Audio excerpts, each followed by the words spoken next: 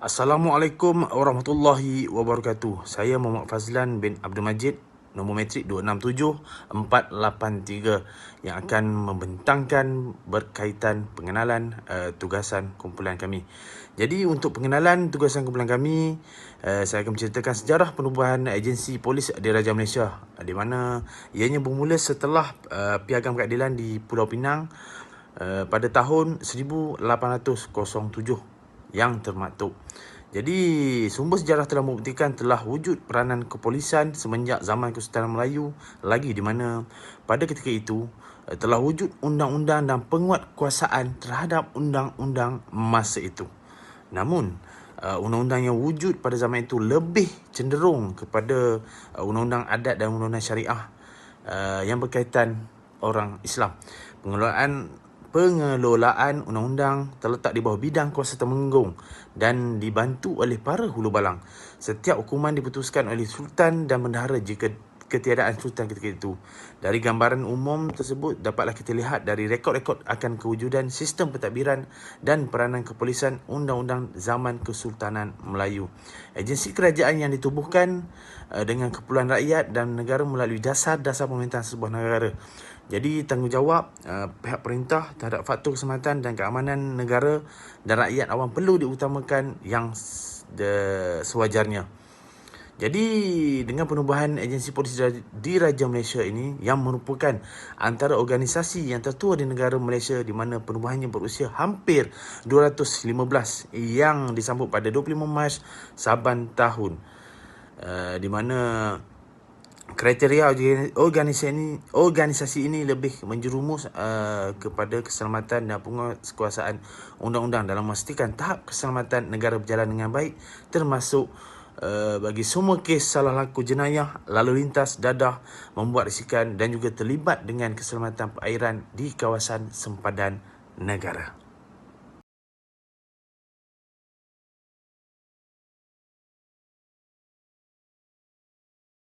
Assalamualaikum warahmatullahi wabarakatuh. Saya binti Maknur, metrik nombor 267377. Saya akan menyambung pembentangan berkaitan dengan penyataan masalah. Persoalan yang timbul setelah meneliti peranan oleh bahagian pengurusan logistik dalam organisasi PDRM mendapati apakah tahap pengurusan bahagian logistik dalam menguruskan fasiliti telah berada di tahap yang efektif. Dalam hal ini, peranan yang dimainkan oleh logistik dilihat amat penting dalam memastikan semua bentuk fasiliti yang digunakan dapat memberi kesan terbaik dalam menyediakan semua bentuk fasiliti yang digunakan agar dapat memberi kesan terbaik dalam menyediakan kemudahan kepada semua bahagian atau pihak yang terbabit semasa menggunakan fasiliti tersebut. Semasa Kerajaan Malaysia di bawah pentadbiran Perdana Menteri Tun Abdullah Ahmad Badawi, satu suruhanjaya khas atas satu Suruhanjaya Diraja Penambahbaikan Perjalanan dan Pengurusan Polis Diraja Malaysia yang bertujuan sebagai satu pasukan yang dapat membantu pihak PDRM agar lebih dilihat sebagai pasukan penguatkuasaan undang-undang yang wibawa dan dipandang tinggi oleh masyarakat. Langkah ini dilihat bagi memberi keseimbangan kepada organisasi PDRM dalam mendepani cabaran seiring dengan peredaran abad ke-21. Pelaksanaan ini mampu untuk memperbaiki kelemahan dan memperkukuhkan kedudukan. Penumpuan terhadap sistem pengurusan di PDRM jelas menggambarkan bahawa pentingnya penekanan yang diletakkan ke atas prestasi pengurusan. Masalah yang sering membelenggu pihak yang menguruskan pengurusan fasiliti hari ini adalah masalah terhadap aspek pengurusan fasiliti itu sendiri. Masih diperkatakan walaupun sudah bertahun ianya dilaksanakan. Oleh itu, bagi mengukur tahap prestasi pengurusan fasiliti, ianya memerlukan pendekatan yang strategik serta pendekatan strategik yang perlu diambil bagi mengenal pasti kepada masalah yang dihadapi. Kaedah pengukuran prestasi ini telah disanangkan sejak dahulu lagi dalam menilai prestasi ini adalah sebagai mekanisme pengurusan penting dan terbukti berkesan mengawal prestasi organisasi agar sentiasa berada di atas landasan yang ditetapkan. Peningkatan terhadap kebersamaan proses pelaksanaan penilaian prestasi memerlukan pelbagai kajian yang dilakukan dengan hal yang berkaitan dengan tujuan yang dinyatakan. Penilaian atau pengukuran prestasi merupakan salah satu doktrin yang telah diterima untuk menjamin keseimbangan sebuah organisasi. Kelemahan akan dapat dikenal pasti dan boleh diperbaiki dalam sistem pengurusan fasiliti dengan menjalankan pengukuran prestasi terhadap organisasi. kebaikan yang akan diperoleh ialah keseluruhan prestasi yang akan diuruskan dengan baik bagi menjamin organisasi PDRM menjalankan tugas menjawab dengan lebih efektif. Sekian. Objektif kajian. Semasa menjalankan kajian ini, 3 objektif utama dikenal pasti, iaitu mengenal pasti masalah-masalah yang dihadapi dalam penguasaan undang-undang dan melibatkan soal pentadbiran. 2. Mengenal pasti prestasi luaran dan dalaman pengusaha fasilitasi perkhidmatan polis. 3. Mengenal pasti keperluan bagi pengukuran prestasi pengusahaan fasilitasi. Perubatan kajian. Kejayaan prestasi organisasi turut bergantung kepada faktor luaran dan dalaman sesebuah organisasi. Setelah meneliti faktor yang menyebabkan tahap prestasi perkhidmatan organisasi PDRM kurang memuaskan disebabkan dari faktor luaran, iaitu kekurangan jumlah anggota yang tidak seimbang dengan populasi bilangan penduduk setempat dan keupayaan pengawasi jarak pengawasan. Makalah sumber dari dalaman menyebabkan tahap prestasi tidak memuaskan ialah kenderaan yang digunakan untuk pengawasan dan pengurusan semasa dalam perkhidmatan telah melebihi tempoh usia dalam menghadapi cabaran menggunakan jenayah masa kini. Selain itu, faktor rangkaian internet yang digunakan ke seluruh balai polis adalah perlahan dan menyukarkan tahap kerja-kerja pentadbiran dan pengurusan organisasi. Secara asas, pihak pengurusan fasiliti harus memberi perhatian sewajarnya terhadap aspek penggunaan sumber fasiliti yang sedia oleh mereka agar melancarkan pentadbiran dan pengurusan undang-undang.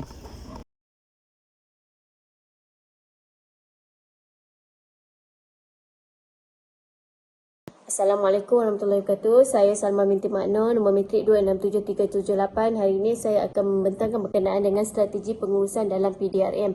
Seperti yang kita tahu, dalam agensi PDRM terdapat unit yang dipanggil sebagai Jabatan Pengurusan yang diketuai oleh pengarah, yang mana beliau berpangkat Komisioner Polis. Beliau juga turut dibantu oleh 4 timbalan pengarah yang masing-masing mempunyai peranan masing-masing dalam pekerjaan mereka, iaitu seterusnya dalam memastikan perjalanan kerja yang lebih teratur dan efektif dalam organisasi Polis Diraja Malaysia.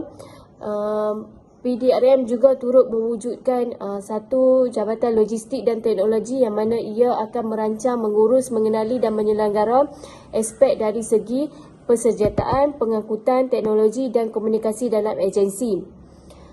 Okey.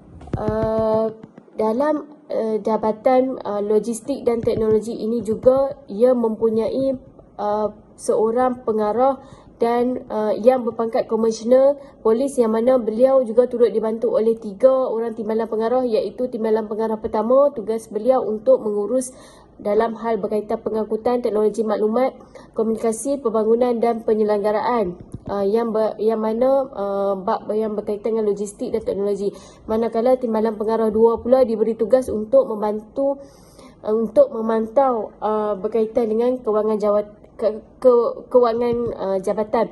Seterusnya, timbalan pengarah 3 pula diberi tugas untuk menguruskan aspek berkaitan dengan perolehan pusat bekalan polis dan persenjataan. Okey, seterusnya kita melihat daripada seterusnya kita teruskan dengan tajuk analisis kajian. Okey, analisis kajian kita membuat analisis mengikut SWOT, iaitu S di mana strength, iaitu kekuatan. Berdasarkan kajian terhadap aspek pengurusan prestasi mendapati tahap komitmen anggota PDRM dalam melaksanakan tugas penguasaan undang-undang adalah sangat baik, termasuk dari segi penerimaan tugas yang diberi dan melaksanakannya. Keseluruhan anggota telah berada dalam keadaan bersiap sedia jika menerima arahan dan kerja pada bila-bila masa sahaja. Mereka akan melakukan tugas tanpa memberi sebarang alasan. Okey. Seterusnya,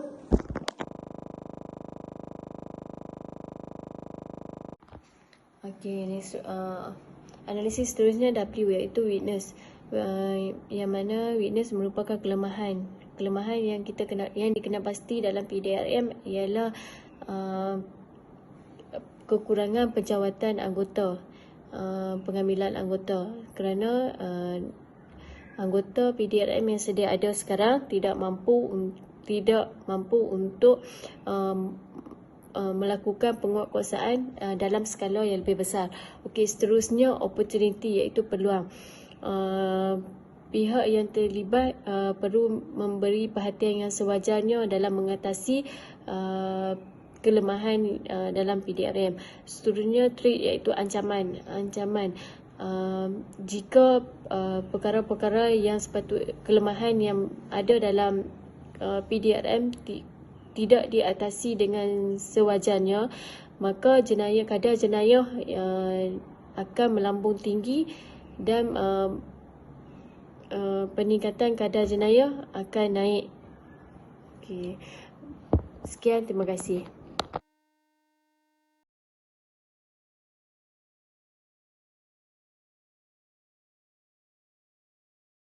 Saya akan menyambung bahagian kaedah kajian. Bagi melengkapkan kaedah kajian kali ini, terdapat 3 objektif yang perlu dicapai. Dari penelitian mendapati 3 objektif tersebut saling berkait rapat antara satu sama lain. Fasiliti merupakan sumber pemboleh yang memerlukan pengurusan ke atas perkara yang melibatkan fasiliti tersebut. Hal ini kerana fasiliti dilihat sebagai perniagaan utama bagi organisasi PDRM. Fasiliti yang terbahagi kepada 2 iaitu fasiliti fizikal dan fasiliti bukan fizikal, di mana fizikal meliputi dari aspek infrastruktur fizikal dan kenderaan. Manakala bukan fizikal pula terdorong dari aspek perkhidmatan seperti perkhidmatan pengangkutan, keselamatan, perundingan, teknikal dan sebagainya. Terdapat beberapa kaedah yang digunakan bagi mencapai objektif yang dinyatakan adalah seperti berikut. Kaedah pertama adalah melalui kaedah temu bual. Pemilihan kepada kaedah ini dibuat ialah kerana semua maklumat yang diperoleh dalam kajian bergantung kepada penjelasan yang terperinci dari pihak logistik sendiri. Dalam kajian ini, penulis akan menemubual pengarah jabatan logistik itu sendiri bagi mendapat maklumat dan berkongsi pandangan beliau dan akan keadaan sebenar fasiliti di bawah seliaan beliau. Pengarah Logistik dan Teknologi CP Datuk Seri Syahabuddin bin Abdul Manan. Semasa temu bual dilakukan, beberapa soalan telah diajukan kepada pengarah logistik yang berkisar kepada fasiliti dan prestasi pengurusan fasiliti yang dimiliki oleh jabatan tersebut.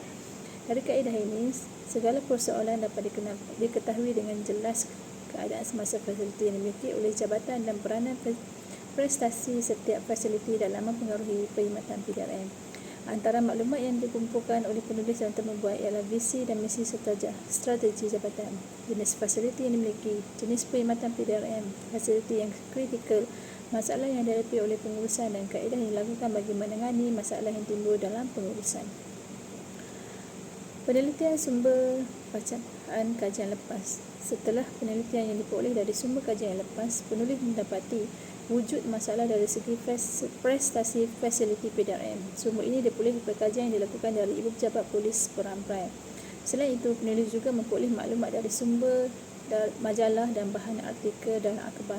Hasil dari itu mendapati memang terwujudnya masalah dari segi prestasi kurang baik yang dikaitkan dengan prestasi PDRM.